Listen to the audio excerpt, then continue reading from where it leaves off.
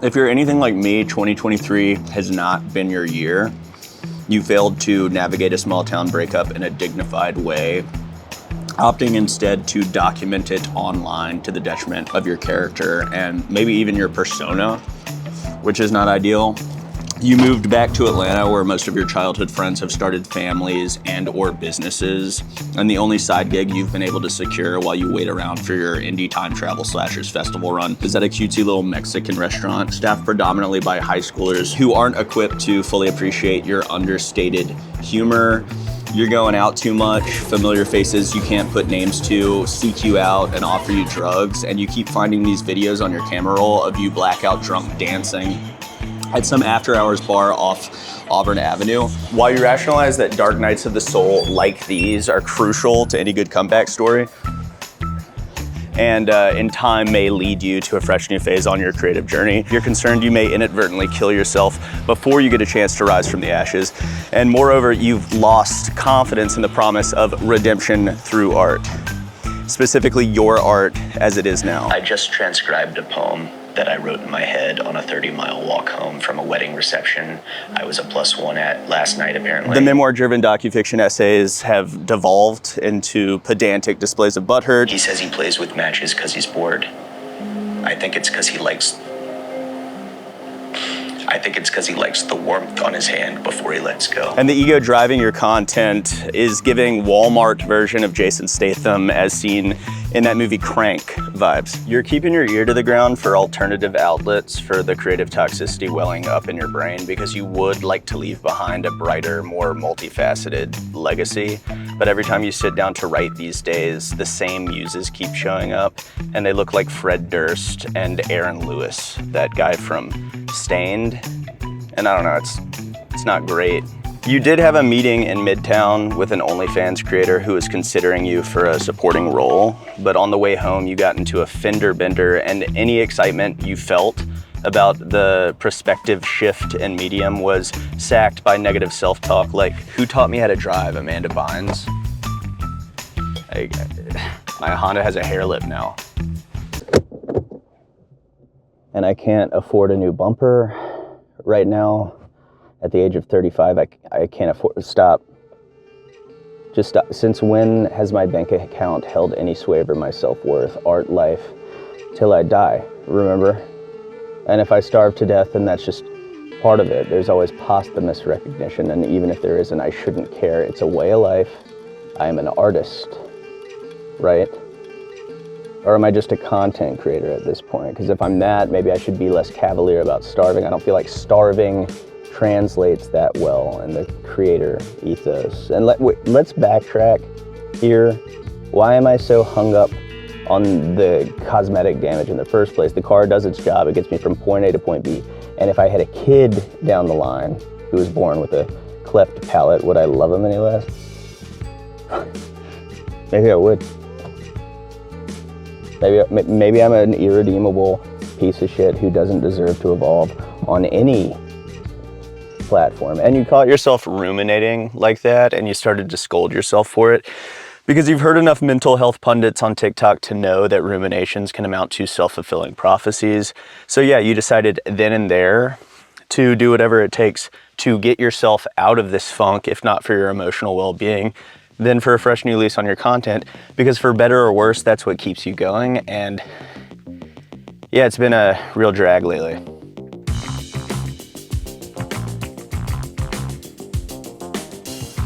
I've been devoting hours to this YouTube lecture series brought to me by philosopher and cognitive scientist Jawsrsize. It's called Awakening from the Meaning Crisis.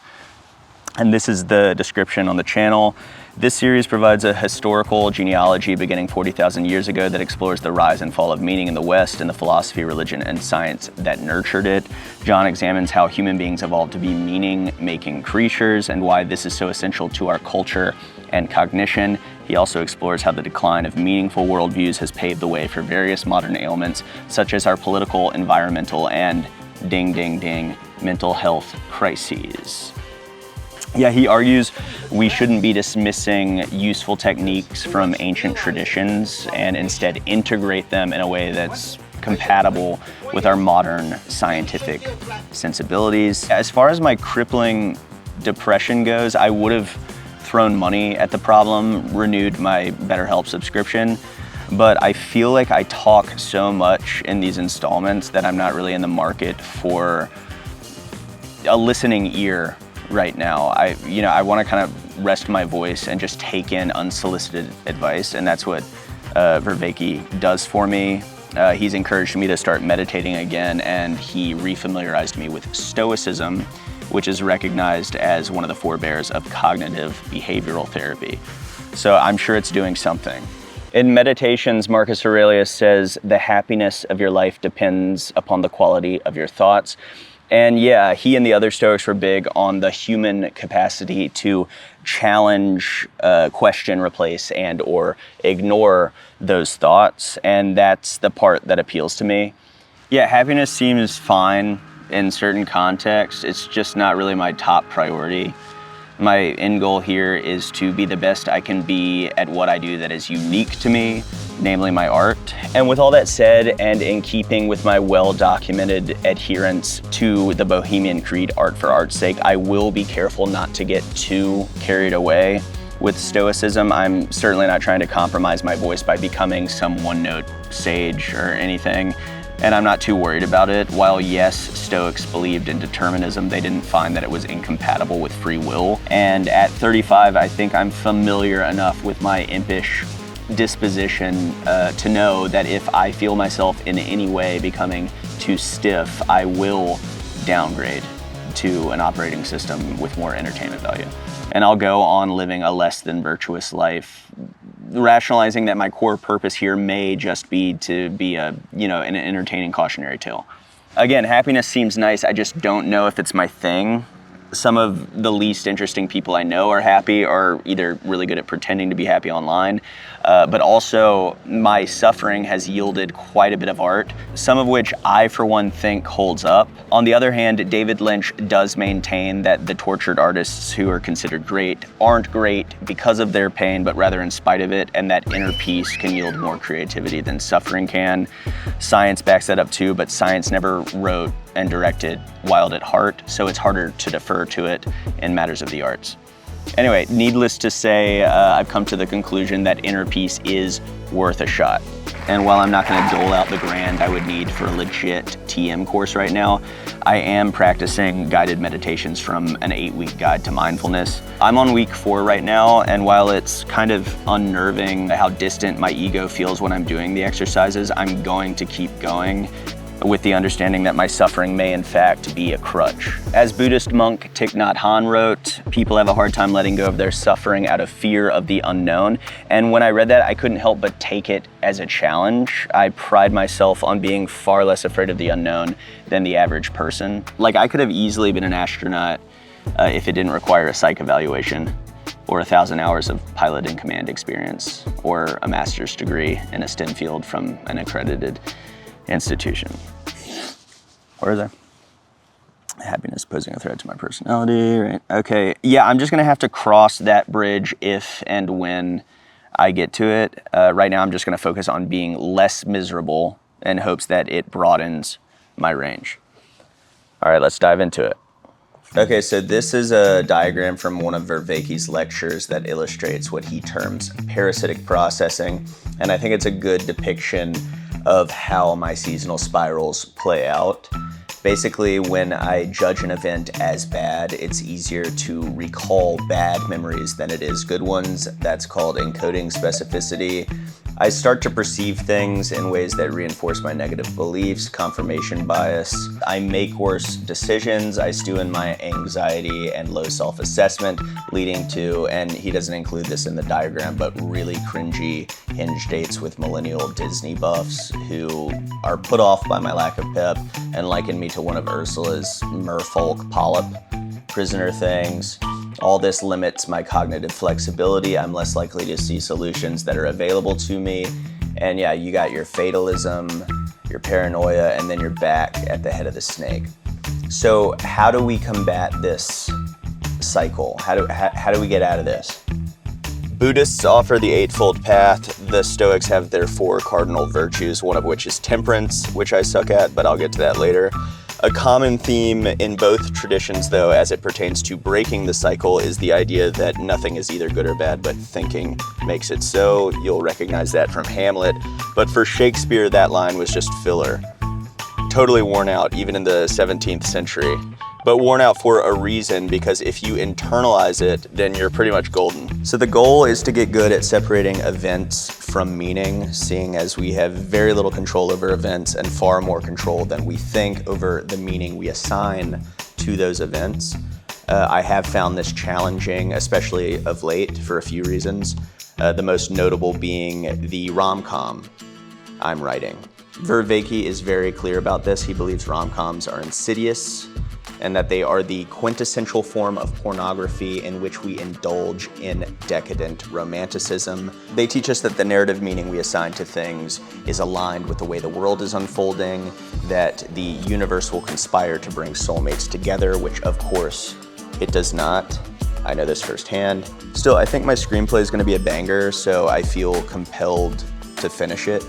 It's about a hermaphroditic android werewolf banshee who falls for this prudish librarian who's trying to repress her pansexuality. I'm hoping to get David Boreanaz, David Spade, and Zooey Deschanel for the android role. I want to merge their voices and make a composite of all their features using AI technology. It's going to be monstrous. And then, for the librarian, I want to get Meryl Streep. So yeah, where was I? Oh, we have more control over meaning than we think, and asserting that control, especially for overthinkers like myself, takes what? Practice. Studies show that people who regularly practice mindfulness rank their lives as more meaningful, and I feel like week 4's Sounds and Thoughts meditation is conditioning my capacity to separate meaning from events. What you do in the exercise is you focus on everything you're hearing in the moment, near or far. You isolate the sounds and actively avoid labeling them as if you're hearing them for the first time. And then once you've done that for a while, you direct your awareness to your thoughts. And at that point, it is easier, for me at least, to let those thoughts come and go without getting drawn into a story. And when I do catch myself chasing a particular thought, letting it snowball, I log it, and then I refocus on my breath. And that's supposed to be like 1 rep in resistance training for the directing mind. My roommate is not a fan of this exercise because I tend to do it while he's at work. And I've gotten good at dissociating the sound of Daniel scratching his couch with the idea that I need to pause the guided meditation and prevent Daniel from continuing to scratch his couch.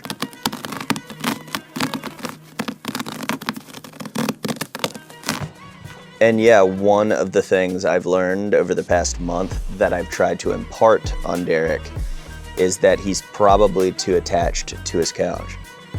He's coupling the event, my cat scratching his couch, with some meaning akin to this is why we can't have nice things, and it's causing him distress. I texted him the other day a quote from Epictetus or Epictetus, depending on who you ask, and the quote goes as follows: with regard to whatever objects give you delight, are useful, or are deeply loved, remember to tell yourself of what general nature they are, beginning from the most insignificant things. If, for example, you are fond of a specific ceramic cup, remind yourself that it is only ceramic cups in general of which you are fond. Then if it breaks, you will not be disturbed. He texted back something to the effect of shut the fuck up with the Jedi mind tricks, stop hiding behind your big words, etc. So I decided to prove to him that I am not just talking the talk, and I let him break my favorite coffee mug.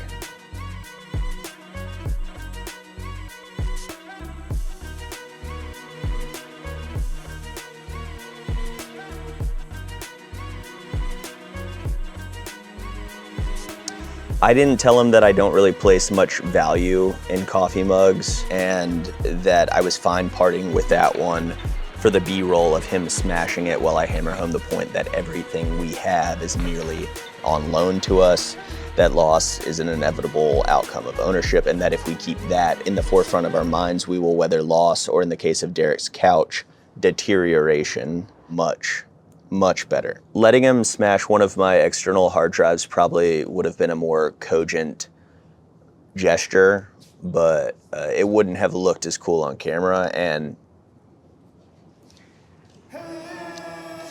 the Stoics remind us to focus on what we have control over in the present moment and to use the stumbling blocks of life as an aspiring contestant on American Ninja Warrior would use an obstacle course that is for conditioning. A Stoic is looking to build character through exercising virtue. And as vanilla as that sounds, I am inclined to think that leading a more virtuous life lends itself to more inner peace, and more apropos of this installment, less mopey, butthurt, indulgent content.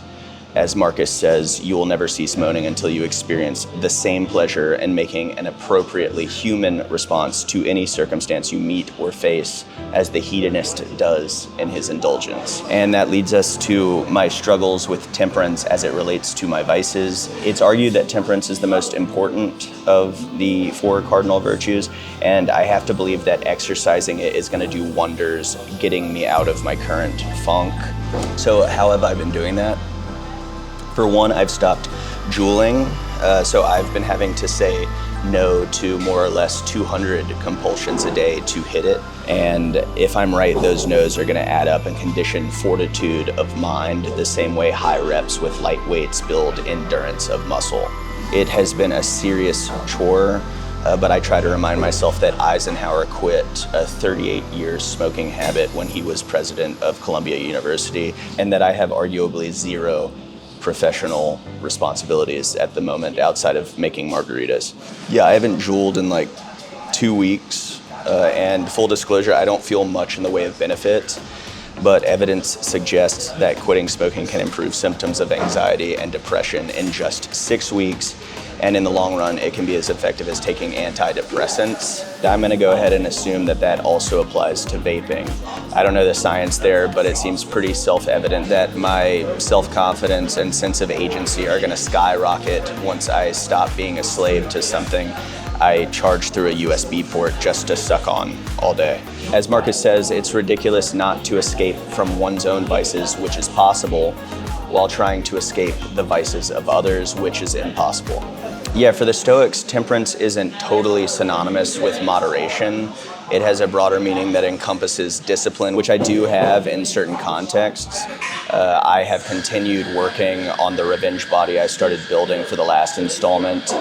I sat through the tedium of writing, filming, and editing this video essay. Regarding the latter, I will say problems can arise once I've finished a creative project and I don't have another one lined up. That owes to something called post-project depression. It's like a lower stakes postpartum depression. Once I birth something like this, there's this precarious window where my lower self has leverage, and I'm susceptible to giving into what Steven Pressfield, author of The War of Art, calls resistance, the thing that stands between the life we live and the unlived life within us. As he puts it in the introduction of War of Art, which I finally reread after nearly a decade, there's a secret that real writers know that wannabe writers don't, and that is, it's not the writing part that's hard. What's hard is sitting down to write, and what keeps us from sitting down is resistance. Resistance surfaces when we want to do something that will not give us immediate gratification, but will promote our long-term growth, health, or integrity. For me, as it is for Pressfield, that's writing. But my writing, as it stands now, centers on and the essays tend to be video writing essays that I split up into digestible chunks to self-publish on TikTok. And the screen I'm writing for is more often than not the one on your phone, which feels cheap. No offense. So yeah, I mean, there are days when it's hard for me to accept that the writing I do is some deep calling from the seat of my soul, especially when I don't see much engagement on the videos. But again, as Steven Pressfield says, resistance may be the one talking on those days. Pressfield writes that the warrior and the artist live by the same code of necessity, which dictates that the battle must be fought anew every day. Procrastination is the staple of resistance, but it can manifest itself in plenty of other ways. As I said, I like to handicap myself with alcohol. I also cavort with shady characters, rationalizing that it's going to help me with character studies. I get robbed sometimes because getting into trouble forces me to prioritize getting out of trouble over sitting down and writing. I fall in love with the wrong people and or watch too much porn, specifically public porn, for whatever reason. I think it appeals to my inner Diogenes, the Greek cynic, who thought humans would do well to study the virtues of dogs and who was known to masturbate in public. I don't do that, and I don't necessarily condone his doing that, but I do appreciate his seminal emphasis on the distinction between moral and purity codes. Whatever, you get it. Resistance finds a way, so how do we beat it? Unyielding consistency. And when that starts to sound a little too intense, I just remind myself that if Toni Morrison wrote every morning without fail, I should be able to do that too. I'm not a single working black mom living in the 1960s. As Pressfield recounts, when asked if he wrote on a schedule or when he was inspired, Somerset Maugham responded, "I write only when inspiration strikes. Fortunately, it strikes every morning at 9 o'clock sharp." The moral of that anecdote being discipline and consistency afford you more opportunities to be inspired. When asked if he had any advice for young artists, Serge Tonkin of System of a Down responded, "Kill yourself." The moral of that anecdote being recognition that the art life is fucked up may prepare you to withstand living it. I have one more War of Art quote here, please humor me. It goes as follows: "The artist committing himself to his calling has volunteered for hell. Whether he knows it or not, he will be dining for the duration on a diet of isolation, rejection, self-doubt, despair, ridicule, contempt, and humiliation. The artist must be like that of a Marine. He has to know how to be miserable. He has to love being miserable." This is where internalizing the Stoic ideal of amor fati, love of fate, comes in handy.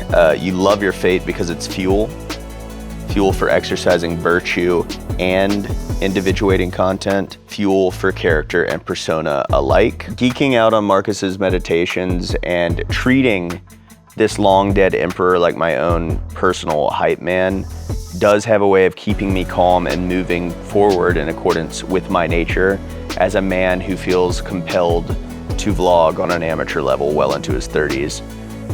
To post these grandiloquent video essays that plateau at about 200 views, which is humiliating, as a man who is embracing with his whole heart all the experience allotted to him. Rarely and only when there's a great need for the common good, wondering what others may be saying or doing or thinking. He has only his own work to bring fulfillment and only his own fated allocation from the whole to claim his constant attention. As for his work, he makes it excellent. As for his lot, he's convinced it is good. And each person's appointed lot is both his fellow passenger and his driver. Can you and your driver and your passenger come help us with this? Yes.